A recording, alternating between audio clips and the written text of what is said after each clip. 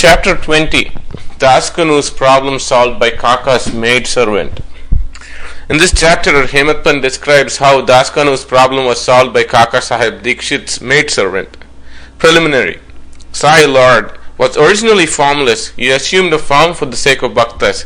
With the help of the actress Maya, he played the part of the actor in the big drama of the universe. Let us remember and visualize Shri Sai. Let us go to Shirdi and see carefully the programs after the noon Aarti. After the noon Aarti was over, Sai used to come out of the masjid and, standing on its edge, distribute udi to the devotees with very kind and loving looks. The bhaktas also got up with equal fervor, clasped his feet, and standing and staring at him, enjoyed the shower of udi. Baba passed handful of udi into the palms of the devotees and marked their foreheads with udi with his fingers. The love he bore for them in his heart was boundless. Then he addressed the bhaktas as follows: O Bau, go take your lunch. You Anna, go to your lodgings. You Bapu, enjoy your dishes. In this way, he accosted each and every devotee and sent them home. Even now, you can enjoy these sights if you bring into play your imagination. You can visualize and enjoy them. Now, bringing Sai before our mental vision, let us meditate on him from his feet upwards to his face, and prostrating before him humbly, lovingly, and respectfully, revert to the story of this chapter. Ishavasya Upanishad. Daskanu once started to write a Marathi commentary on the Ishavasya Upanishad. Let us first give a brief idea of this Upanishad before proceeding further. It is called a Mantropanishad, as it is embodied in the mantras of the Vedic Samhita. It constitutes the last or the 40th chapter of the Vajasaniya Samhita, Yajurveda, and it is therefore called Vajasaniya Samhitopanishad. Being embodied in Vedic Samhitas, this is regarded as superior to all other Upanishads, which occur in the Brahmanas and Aranyakas, the explanatory treatises on mantras and rituals. Not only this, other Upanishads are considered to be commentaries on the truths mentioned briefly in the Ishavasya Upanishad. Sadguru only competent and qualified to explain. As we have seen, this Upanishad is the quintessence of the Vedas. It is the science of self-realization. It is Sith or weapon which can rend asunder the bondage of life and death and make us free. Therefore, he thought that he who has himself attained self-realization can only give him the true or correct interpretation of the Upanishad. When nobody could satisfy Daskanu, he resolved to consult Sai Baba about this. When he got an opportunity to go to Shirdi, he saw Sai Baba, prostrated himself before him, and mentioned his difficulties about Ishavasya Upanishad and requested him to give the correct solution. Sai Baba blessed him and said, "You need not be anxious. There is no difficulty about the matter. The maid-servant of Kaka Sahib Dikshit, will solve your doubts at Vile Parle on your way home." The people who went present then and heard this thought that Baba was joking and said, "How could an illiterate maid-servant solve the difficulties of this nature?" But Daskanu thought otherwise. He was sure whatever Baba spoke must come true. Baba's word was the decree of the Brahma Almighty. Kaka's maidservant. On fully believing in Baba's words, he left Shirdi and came to Vilepalli, a suburb of Bombay, and stayed with Kaka Sahib Dikshit. There, the next morning, when Daskanu was enjoying his morning nap, some say when he was engaged in worship, he heard a poor girl singing a beautiful song in clear and melodious tones. The subject matter of the song was a crimson-colored saree. How nice it was, how fine it was its embroidery, how beautiful were its ends and borders, etc. He liked the song so much that he came out and saw that it was being sung by a young girl, the sister of Namya, who was a servant of Kaka Sahib. The girl was cleaning vessels and had only a torn rag on her person. On seeing her impoverished condition and her jovial temperament, Daskanu felt pity for her, and when Rao Bahadur M.V. Pradhan next day gave him a pair of dhotas, he requested him to give a saree to the poor little girl also. Rao Bahadur bought a good chiri, small saree, and presented it to her. Like a starving person getting luckily good dishes to eat, her joy knew no bounds. Next day she wore the new saree and out of great joy and merriment, whirled, danced round, and played fugadi with other girls and excelled them all. The day following, she kept the new sari in her box at home and came with the old and torn rags, but she looked as merry as she did the previous day. On seeing this, Daskanu's pity was transferred into admiration. He thought that the girl, being poor, had to wear a torn rag, but now she had a new sari which she kept in reserve, and putting on the old rag, strutted herself, showing no trace of sorrow or dejection. Thus he realized that all our feelings of pain and pleasure depend upon the attitude of our mind. On thinking deeply over this incident, he realized that a man ought to enjoy whatever God has bestowed on him, in the firm conviction that he besets everything from behind and before, and on all sides, that whatever is bestowed on him by God must be for his good. In this particular case, the impoverished condition of the poor girl, her torn rag and the new sari, the donor, the dance, and the acceptance were all the parts of the Lord and provided by him. Daskanu got a practical demonstration of the lesson of the Upanishad, the lesson of contentment with one's own lot, in the belief that whatever happens is ordained by God and is ultimately good for us. Unique method of teaching. From the above incident, the reader will see that Baba's method was unique and varied. Though Baba never left Shirdi, he sent some to Manchirdargad, some to Kolhapur or Sholapur for practicing sadhanas. To some he appeared in his usual form, to some he appeared in waking or dreaming state, day or night, and satisfied their desires. It is impossible to describe all the methods that Baba used in imparting instructions to his bhaktas. In this particular case, he sent Daskanu to Vileparle, where he got his problem solved through the maidservant. To those who say that it was not necessary to send Daskanu outside and that Baba could have personally taught him, we say that Baba followed the right or best course, or how else could Daskanu could have learnt a great lesson, that the poor maidservant and her sari were provided by the Lord. Now we close the chapter with another beautiful extract about this Upanishad, the ethics of Ishavasya Upanishad. One of the main features of the Ishavasya Upanishad is the ethical advice it offers, and it is interesting to note that the ethics of the Upanishad are definitely based upon the metaphysical position advanced in it. The very opening words of the Upanishad tell us that God pervades everything. As a corollary from this metaphysical position, the ethical advice it offers says that a man ought to enjoy whatever God bestows on him, in the firm belief that as he pervades everything, whatever is bestowed on him by God must be good. It follows naturally that Upanishad should forbid us from coveting another man's property. In fact, we are fittingly taught here a lesson of contentment with one's own lot, in the belief that whatever happens is divinely ordained and it is hence good for us. Another moral advice is that man must spend his lifetime always in doing action, especially the karmas enjoined in the Shastras, in a mood of believing resignation to his will. Inactivity, according to this Upanishad, would be the canker of the soul. It is only when a man spends his lifetime on doing actions in this manner that he can hope to attain the ideal of Naishkarmya. Finally, the text goes on to say that a man who sees all beings in the self and sees the self as existing in all beings, in fact, for whom all beings and everything that exists have become the self, how can such a man suffer infatuation? What ground would such a man have for grief?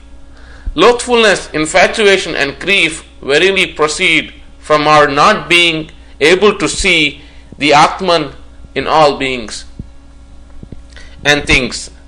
But a man who realizes the oneness of all things, for whom everything has become the self, must ipso facto cease to be affected by the common foibles of humanity. Page 169-170 of the Creative Period by Messrs. Belwalkar and Ranade. Bow to Shri Sai, peace to be all. Chapter 21.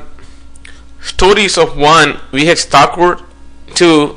Anantarao Patankar, and 3. Pandharpur pleader. In this chapter, Hemant Pant relates the stories of Vinayak Harishchandra Thakur, B.A. Anantarao Patankar of Pune, and a pleader from Pandharpur. All these stories are very interesting, which if very carefully read and grasped will lead the leaders to the spiritual path. To the preliminary. It is a general rule that it is our good luck in the form of accumulation of merits in the past births that enables us to seek the company of saints and profit thereby. In illustration of this rule, Hemant Pant gives his own instance. He was a resident magistrate of Bandra, a suburb of Bombay, for many years. A famous Mohammedan saint named Pir Maulana was living there, and many Hindus, Parsis, and many others who followed different religion used to go to him and take his darshan. His Mujawar priest, by name Inas, pressed Hemant Pant many a time, night and day, for going to see him. But for some reason or other, he was not able to see him. After many years, his turn came and he was called to Shirdi, where he was permanently enlisted in Sai Baba's darbar. Unfortunate fellows do not get this contact of the saints. It is only the fortunate ones that get it. Institution of saints. There have been institutions of saints in this world from time immemorial. Various saints appear incarnate themselves in various places to carry out the missions allotted to them, but though they work in different places, they are, as it were, one. They work in unison under the common authority of the Almighty Lord and know full well what each of them is doing in his place and supplement his work where necessary. An instance illustrating this is given below. Mr. Thakur. Mr. V.H. Thakur, P.A., was a clerk in the revenue department, and he once came to town Vadgaon near Belgaum, SM country, along with a survey party. There he saw Kanarasi Saint Appa and bowed before him. The saint was explaining a portion from the book Vichar Sagar of Nischal Das, a standard book on Vedanta, to the audience. When Thakur was taking his leave to go, he said to him, "You should study this book, and if you do so, your desires will be fulfilled, and when you go to the north, in the discharge of your duties in future, you will come across a great saint by your good luck, and then he will show you the future path, and give rest to your mind and make you happy." Then he was transferred to Junnar, where he had to go by crossing Nane Ghat. This ghat was very steep and impassable, and no other conveyance than a buffalo was of use in crossing it. So he had to take a buffalo ride through the ghat, which inconvenienced him and pained him much. Thereafter he was transferred to Kalyan on higher post, and there he became acquainted with Nana Sahib Chandorkar.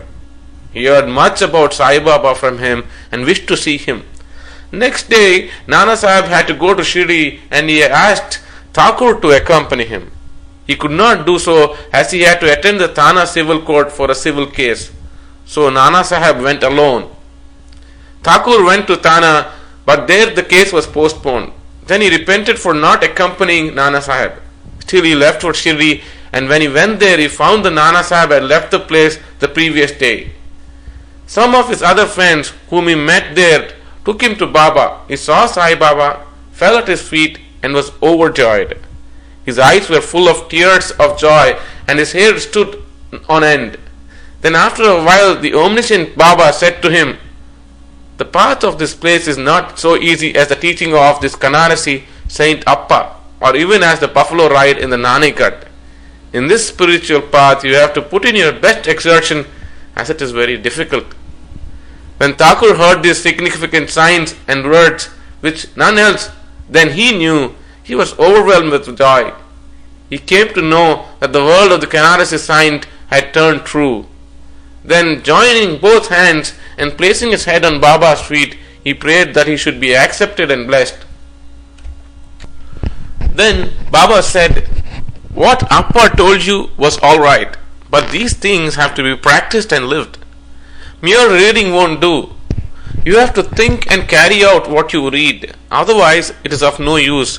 Mere book learning without the grace of the Guru and self-realization is of no avail. The theoretical portion was read from the work Vichar Sagar by Thakur, but the practical way was shown to him at Shirdi. Another story given below will bring out this truth more forcibly.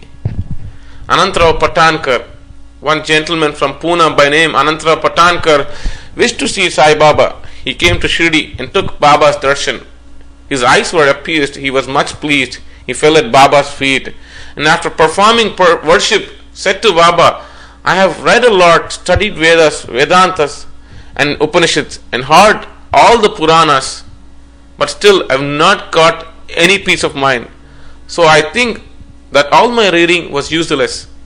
Simple, ignorant, devout persons are better than myself.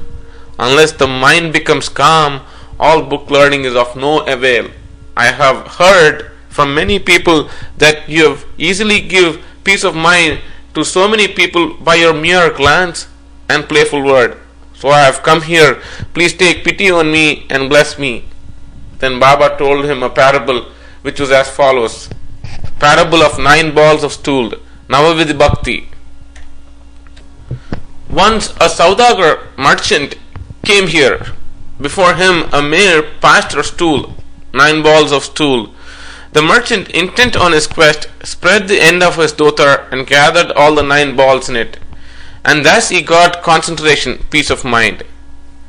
Mr. Patankar could not make out the meaning of the story, so he asked Ganesh Damodar alias Dada Kelkar, what does this Baba mean by this? He replied, I too do not know all that Baba says and means, but at his inspiration I say what I come to know. The mare is God's grace, and the 9 balls excreted are the 9 forms or types of bhakti. That is 1. Shravana, hearing. 2. Kirtana, praying. 3. Smarana, remembering. 4. Padasevana, resorting to the feet. 5. Archana, worship. 6. Namaskara, bowing. 7. Dasya, service. 8. Sakyatva, friendship. 9. Atma Nivedana, surrender of the soul. These are the 9 types of bhakti. If any of these is faithfully followed, Lord Hari will be pleased and manifest himself in the home of the devotee. All the sadhanas, that is, japa, vocal worship, tapa, penance, yoga practice and studying the scriptures and expounding them are quite useless unless they are accompanied by bhakti, that is, devotion. Knowledge of the Vedas or fame as a great jnani and mere formal bhajan are of no avail. What is wanted is loving devotion. Consider yourself as the merchant or seeker after the truth and be anxious and eager like him to collect or cultivate the 9 types of devotion. Then you will attain stability and peace of mind. Next day, when Patankar went to Baba for salutation, he was asked whether he collected the 9 balls of stool. Then he said that he, being a poor fellow, should first be graced by God, Baba, and then he will be easily collected. Then Baba blessed and comforted him, saying that he would attain peace and welfare. After hearing this, Patankar became overjoyed and happy. The Pandharpur pleader. We shall close this chapter with a short story showing Baba's omniscience and his using it for correcting people and setting them on the right path. Once a pleader from Pandharpur came to Shirdi, went to the masjid, saw Sai Baba, fell at his feet, and without being asked offered some dakshina and sat in a corner eager to hear the talk that was going on. Then Baba turned his face towards him and said, how cunning the people are. They fall at the feet, offer dakshina, but inwardly give abuses behind the back. Is not this wonderful? This cap remark fitted the pleader and he had to take it. None understood the remark. The pleader grasped it but kept silent. When they returned to the Vada, the pleader said to Kaka Sahib Dixit, what Baba remarked was perfectly right. The that or remark was aimed at me. It was a hint to me that I should not indulge in reviling or scandalizing others, that is, calling by names. When the subject of Munsif of Pandharpur, Mr. Nulkar, came and stayed here for the improvement of his health, a discussion about this matter was going on in the bar room at Pandharpur, as it ever happens in many a bar room. It was said or discussed that whether the ailments from which the subjects suffered were ever likely to be got rid of without medicines by merely going after Sai Baba, and whether it was proper for an educated man like the subject to have recourse to such methods. The subject was taken to task, that is, he was criticized, as also Sai Baba. I also took some part in this affair, and now Sai Baba showed the impropriety of my conduct. This is not a rebuke to me, but a favor and advice that I should not indulge in any scandal or slander of others, and not interfere unnecessarily in others' affairs. Shirdi is about 100 kos distant from Pandharpur. Still, Baba, by his omniscience, knew and what transpired there in the barroom. The intervening places, rivers, jungles, and mountains were not a bar to his all-perceiving sight, and he could see or read the hearts of all. There was nothing secret or veiled from him. Everything far or near was plain and clear to him, as broad as daylight. Let a man be far or near, he cannot avoid the all-pervading gaze of the Sai Baba. From this incident, the pleader took the lesson that he should never speak ill of others, nor unnecessarily criticize them. His evil tendency was completely got rid of, and he was set on the right path. Though the story refers to a pleader, still it is applicable to all. All should therefore take this lesson to heart and profit thereby. Sai Baba's greatness is unfathomable. So are his wonderful leelas. His life is also such, for he is Parabrahman, Lord God, incarnate. Bow to Shri Sai, peace to be all.